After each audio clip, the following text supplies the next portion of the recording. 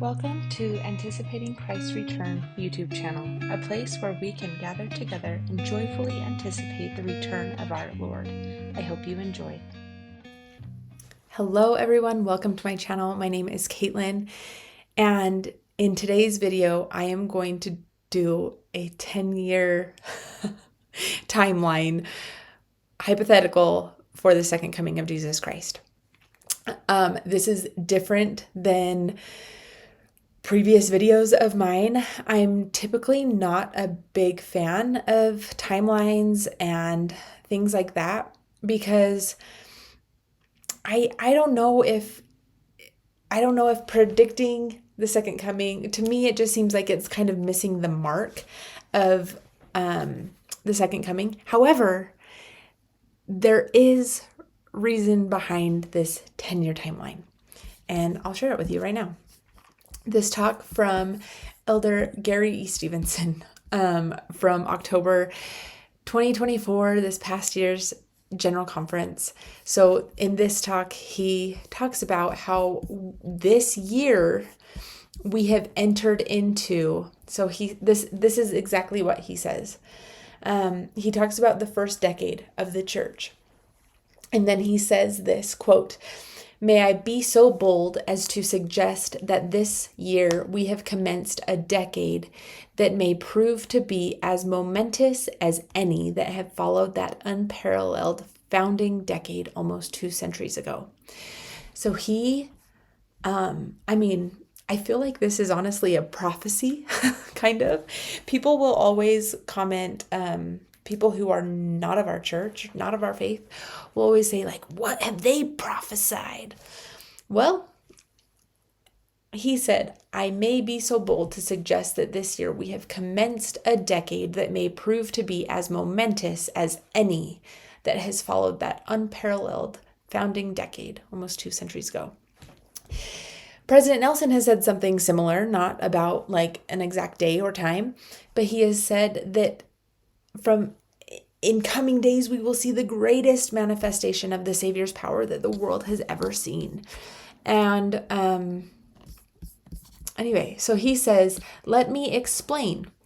Between now, 2024, and 2034, we will experience seminal events that will result in extraordinary opportunities to serve, to unite with members and friends, and to introduce the Church of Jesus Christ of Latter-day Saints to more people than ever before." So between now, 2024, the year that we're in, and 2034. So I actually put 2033. He says, 2034, but he says starting this year in it. So anyway, I just counted to 10. But the reason too that I put 2033 is that a lot of people are wondering about the year 2033, in that it is 2,000 years from the Savior's death. Also 2034 could be that too, because we don't know exact days or times. So it could be 2033, it could be 2034, any of those. He said 2030. Anyway, maybe I should have put 2034, but you know what I mean. I'll maybe just write in and 2034. Sorry, that's yellow, and I don't want it to be yellow. Okay. So let's get into it. So I'm kind of starting from begin with the end in mind, the second coming. Now, I do want to say, if there are any new watchers, video people on here, and it's always a good reminder, but I am of the mind frame that, and it honestly probably kind of bugs people that I am of this mind frame, but I am of the mindset that the second coming could be tomorrow, and we should be prepared, because for each of us, it could be tomorrow that we run out of time. And we have a prophet who is saying, time is running out, now is the time. So with that being said, that is my mind frame, I am willing to entertain this idea of 2033 because I don't know. And so I think it's wise to be prepared like it's going to be tomorrow, be prepared spiritually like it's going to be tomorrow, but be prepared for the endurance of it not being tomorrow. And I think that's where some people are hesitant to get excited for the second coming being tomorrow, because they worry that if they prepare for it like it's tomorrow, that they won't have the endurance to last. And so I think some wise counsel, and because I feel like I am responsible for the content that I put out, I want to be responsible for making sure that you guys know that we should be prepared like it's tomorrow, but be able to endure until the end. If it's not tomorrow, then can we endure if it's another year, another 5 years, another 10 years, another century? I mean, I cannot imagine the second coming being in 50 to 100 years. However, do we have the endurance to last if it is God's will to have the second coming be then? So with all that being said, let's dive straight into it. So we are in 2024 right now. We are wrapping this up, and it's been such an interesting year. There and I don't necessarily want to dwell too long on this. However, one thing I will say is that President Nelson has his second coming talk was the most bold second coming talk I've ever heard in my whole life. So President Nelson's second coming talk, he also turned 100 years old this year. And it said that in the beginning of, Elder Stevenson said that this was the year that this momentous decade began. Whatever that means. So that's exciting. It is interesting. And he did talk about that because our prophet turned 100 years old. He said that. He also, which I think is super interesting, talked about the, and let me move this over so that you guys can see. He talked about the plaza on Temple Square, the international flags of where the church is recognized, and then the granite monument that says, "And it shall come to pass in the last days that the mountain of the Lord's house shall be established in the top of the mountains, and it shall be exalted above the hills, and all nations shall flow unto it." So that is Isaiah 2:2. So he brought that up.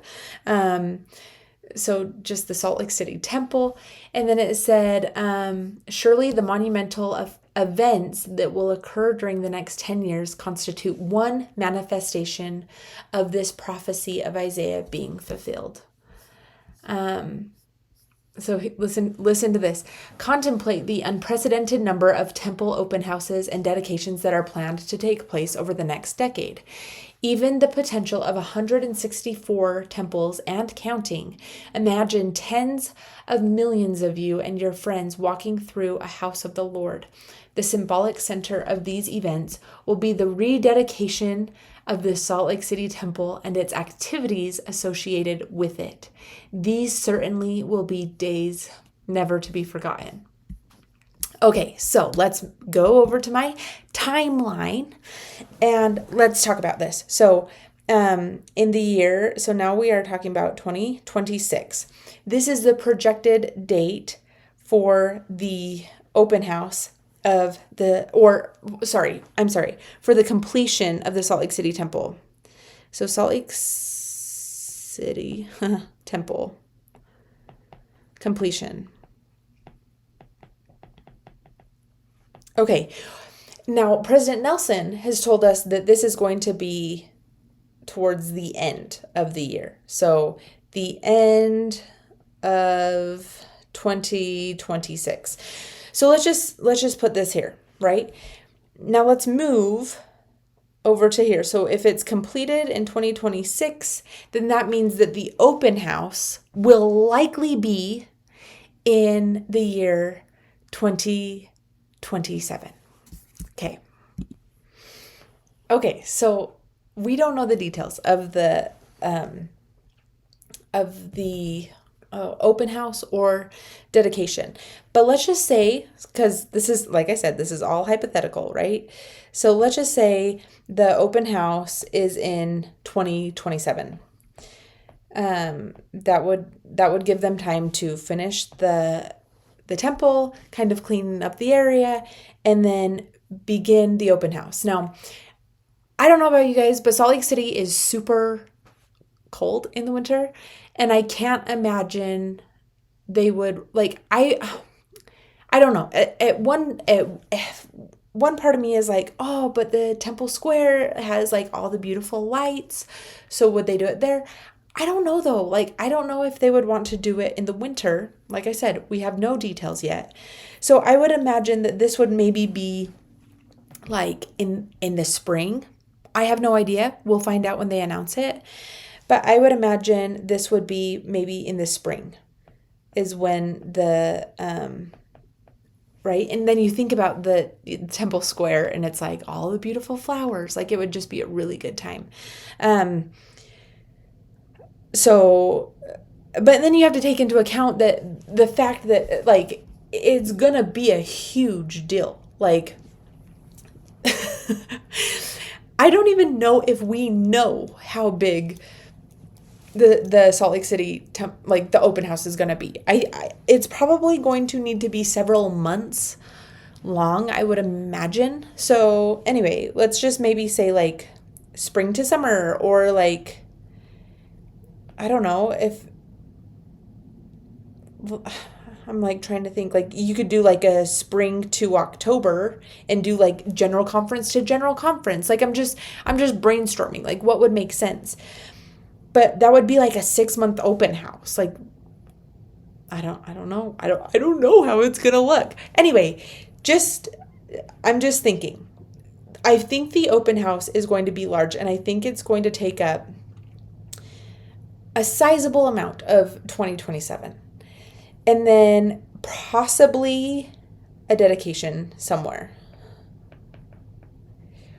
Will the dedication, this is like another idea that I have. Obviously, we have no idea, but it's like, what if the open house, and this just popped into my head. So like, obviously, I'm just guessing. Spring, so if this was like April to October,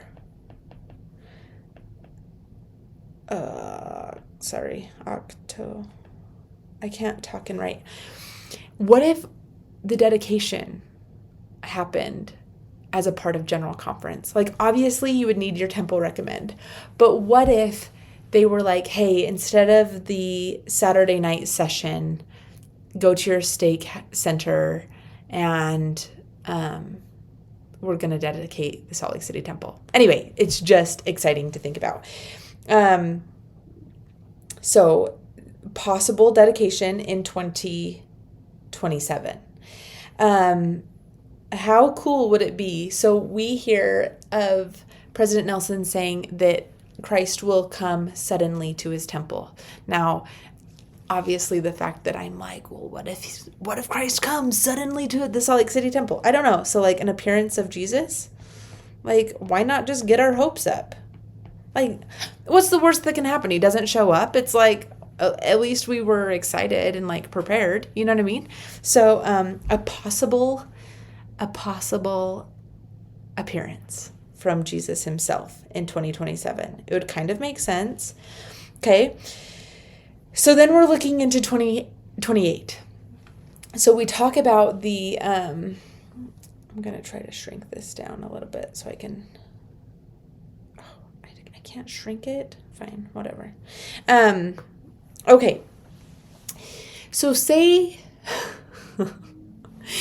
at this temple open house, people witness angels. People witness Jesus, we've been talking about this a lot on my channel, because I believe it's totally possible and relevant. Like, they've been preparing us for miracles. They've been preparing us for Jesus to come. I don't think it's actually that crazy to think about. So, I mean, I might sound crazy, the fact that I'm saying it out loud, but I don't think it's that crazy. So 2028, we have heard over and over again that the church is anticipating a large influx of people. So let's just hypothetically put a large influx of members, possibly due to what? The temple open house, the fact that people may have had wonderful experiences. Maybe they went to visit the temple open house and they felt something special, like they felt the Spirit. Or maybe like people's family members will come to them and say, please get baptized and do the work for us. Like, I would not be surprised if something having to do with the Salt Lake City Temple open house, possibly in the year 2027, caused a huge influx of members in 2028. That's just me. Okay, so 2028. I actually need to now go back to 2026. So I kind of skipped over something that's a big deal for some people. Some people believe in a 7-year tribulation. Sorry, sometimes my iPad does like that weird line. Okay, 7-year tribulation. Now, there's a lot of people who believe in 7-year tribulations. I'm not necessarily one of them. I feel like we've been living in tribulation. So, the people who are like, oh no, it's going to get worse. I'm like, I mean, don't get me wrong. It totally could get worse. But times have been rough. Like, it seems like since 2020, times have been hard. Like, at least in my life and with my family, it's been hard. Like, adversary stuff, financial stuff, like, it's just been hard. Luckily, we've made it through. But I know from comments, a lot of you guys feel the same way. So, anyway, if you do believe in a 7-year tribulation, it would start sometime around 2026, give or take. Like, obviously, my timeline isn't perfect. This is a hypothetical. How many times am I going to say hypothetical? So, yeah, 2026 to 2033, I believe, somewhere within that area. There's, if you believe in the 7-year tribulation. I don't know. Let's see. And then also right around here, so right around this like half-year mark in 2029, there are others who, let's see, what kind of a, I'm going to do the fancy little doohickey like that. I'm going to say this is like the 3.5 year for the 2 witnesses. If you've been watching my channel for a long time, you guys will know I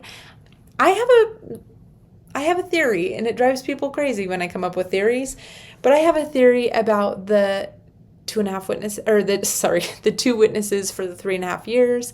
I don't know if it's going to look like we think it will. It could. And so if it is, this is allotting for if it's going to happen exactly like we think it is.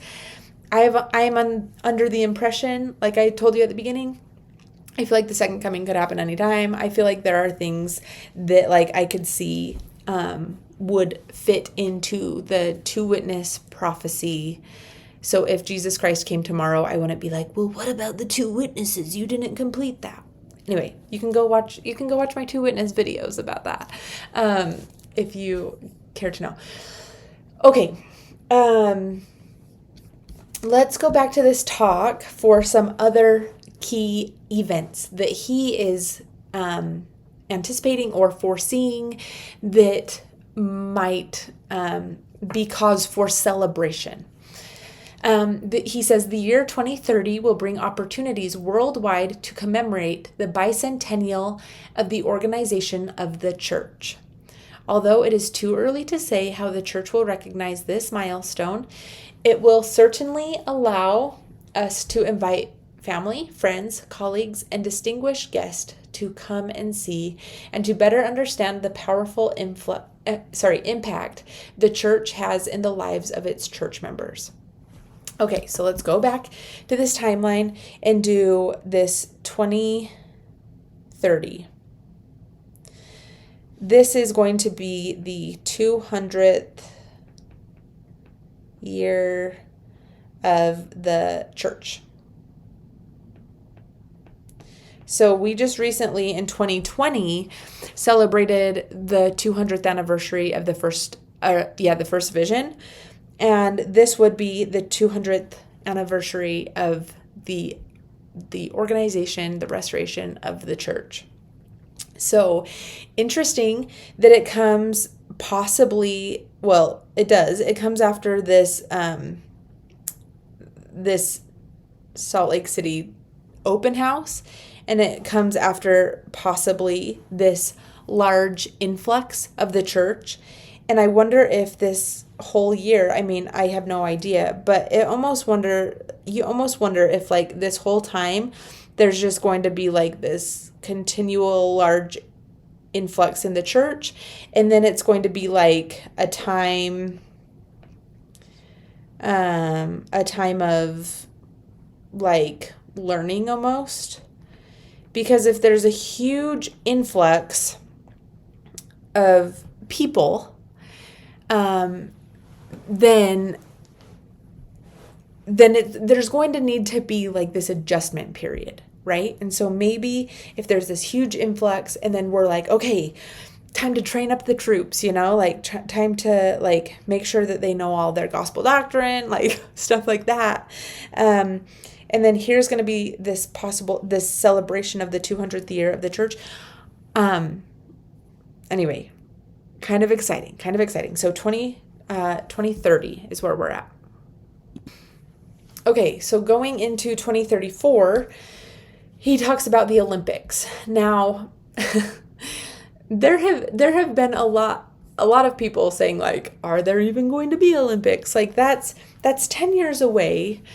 And do we even know what the world is going to be like in 10 years? You look back at where you were in 2014 and where you are now. And you think like, okay, I mean, back in 2014, I was coming home from my mission. 2015 was like the Prop 8. Remember that? Like that was a huge deal. That was the year I got married. And like, that was a chaotic year in my life. 2015. Just that whole, anyway, yeah. But you think back to where you were in 2014 to where you are now, and it's like the world has changed so much. Technology has improved and expanded. The world just isn't the same. I mean, you think about like the pandemics and the wars and the like finances and just like stuff like that, and it's just like, where is the world going to be? I have no idea. Like, anyway, but you think about it and it's like, okay, what if, so right now I have this possible 2033 for Jesus coming. I think it's still possible to have Christ's second coming. Like, and when I talk about the actual second coming, I'm talking about his actual second coming. So I guess I could like put in here sometime like at the 200th year anniversary of the church, like, could that possibly be an Adam-ondi-Ahman?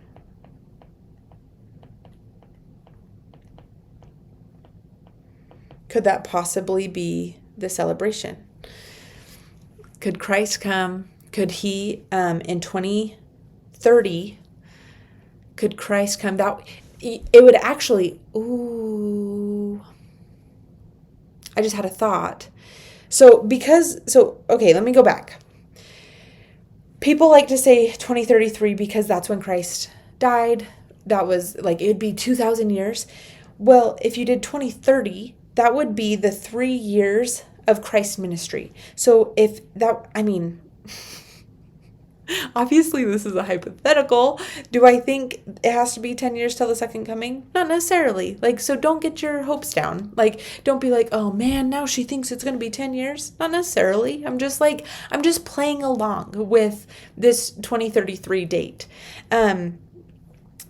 But that would be an interesting thing, actually, to have Adam-ondi-Ahman come, because when Adam-ondi-Ahman happens, that is really when Christ gets the stewardship of the church back. To my understanding, we will be at Adam-ondi-Ahman. It'll be a sacrament meeting, and it will be where all dispensation heads will give their report to Jesus Christ, and he will be crowned, to my understanding, as King of Kings. Not the whole, for the whole world, but for those who believe and who are faithful. And I believe that the world will start to feel that change as powers shift. Okay, I wanted to share this quote with you. This is where I got it from, Joseph Fielding Smith. He said, "The gathering of the children of Adam, where the thousands and tens of thousands are assembled in judgment, will be one of the greatest events this troubled earth has ever seen.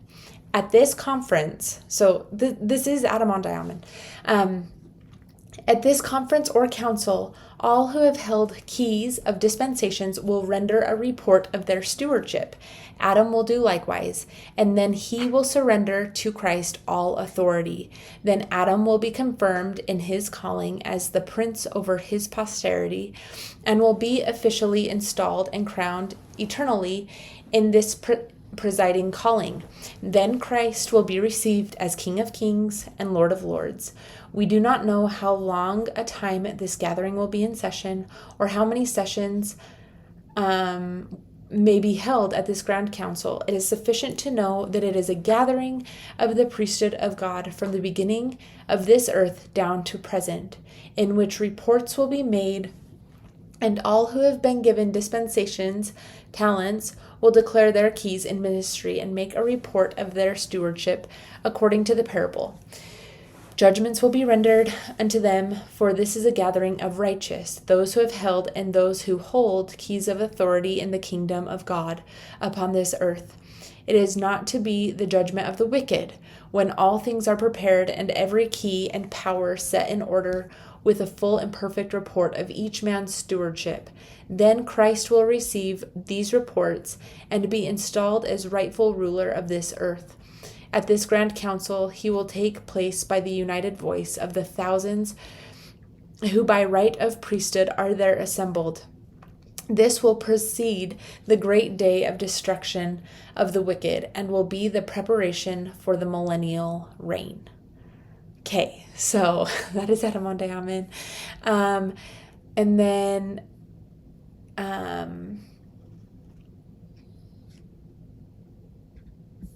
yeah. Anyway, okay, I was wondering if I wanted to read that one too. But I don't. Okay, let's go back. So, Adam-ondi-Ahman, a place where Christ will come to the righteous. It won't be a judgment for the wicked. It'll be a judgment for the righteous, and he will be crowned King of Kings, and Adam will be prince, which is cool. So, okay. So possibly then, I don't know. Like, obviously I'm just inserting things that need to happen.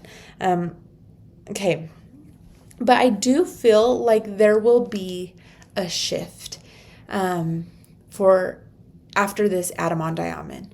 I know that there have been quotes about, so I mean, it said that the priesthood, but who also, like, we have been taught by our prophet, President Nelson, that all those who go to the temple and make covenants are endowed with God's power, priesthood power. So I believe the meeting at Adam-ondi-Ahman will be both for males and females, those who are righteous and who have made sacred temple covenants. So, okay. Let's see. I don't believe in his talk there was any more things that like he specifically pointed out besides those dates. But I think it's interesting that the overarching message was that in this next 10-year phase, it seems to be a phase of rejoicing. Like, that's what it seemed to be, his message. His message, like, that's why I put the 7 years of tribulation down here. Because I think it will still be hard. Like, I think whatever time we have left until the second coming, I believe it will be difficult. Like, however, I think that for the righteous, while we may not be spared the earthly, the worldly hardships, we might still struggle financially. We might still struggle with our health. We might still have, like, the world will still be at war with us. However, I do feel like we will get these compensating blessings because we are faithful. And it seems like his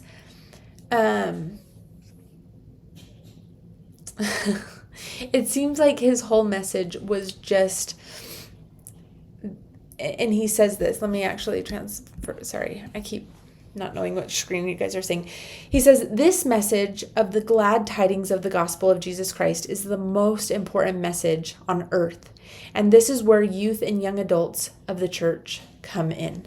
So he's now talking about, for the strength of the youth, that this upcoming decade for the youth may be filled with the days never to be forgotten for every members of the church, but especially for the rising generation, which is just so cool. And then it says, you are here on earth now because you were selected to be here. You have the strength and the capacity to be disciples of Christ in an unprecedented way. So just, yeah. I love this. Picture the photos on your phone. Picture the photos your phone will serve up in the 10 years from now. You may see yourself graduating from high school, receiving endowments, going on a mission, getting married, and having your first child. This will, like, for them, it will obviously be a decade to never be forgotten. And then he just talks about Christ and how we can share the glad tidings of Jesus Christ in our lives. Anyway, I love that. Okay. So he just kind of goes on to share, but what if 2033? How exciting to see the things. I feel like this timeline is different than a lot of people's timelines, where people go into the book of Revelation and Daniel and they think, oh, well, the dragon has to come at this time and attack, and then the beast has to come. But this is saying, no. In the next 10 years, there's going to be a temple dedication, a huge temple dedication. There's probably going to be a huge influx of members. Imagine the technology that's going to happen in the next 10 years. Imagine Christ coming to his temples. President Nelson says that we can find Christ in the temple today. We can go to the temple today. But what about in the next 10 years? If we make these appointments and keep them with exactness, what will happen in 10 years of us faithfully going to the temple every week or every month or whenever our circumstances allow. Imagine all the temple work that could be done in 10 years if we have that long. The Salt Lake City temple dedication. Imagine the manifestation of the Lord's power that could happen at that time. Imagine the 200th year anniversary of the church. What might that look like? I think it's interesting that his whole talk was things for us to look forward to and how we can help bring in people and share the good news of the gospel. Now, again, I just want to close by saying, I don't know when Jesus Christ is going to come.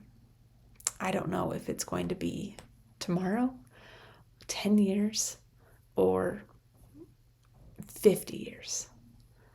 But let's prepare right now as if it's tomorrow, and let's have the endurance if it's not. These are exciting times we live in. Our prophet, President Nelson, and the apostles are preparing us for something big. They are preparing us for what is coming. And I know that I don't know. That is something that I do know, is that I don't know. However, I do know that whatever happens in the next 10 years, God's hand is in it. And that as we are faithful to Jesus Christ, as we stand with our prophets and apostles, then we will be safe. And spiritually safe. And possibly physically safe. I hope so. But that these next 10 years will be miraculous. And it'll be a time of celebration and sharing the good news. I love you guys so much. I hope you have a great day, and you'll see me tomorrow.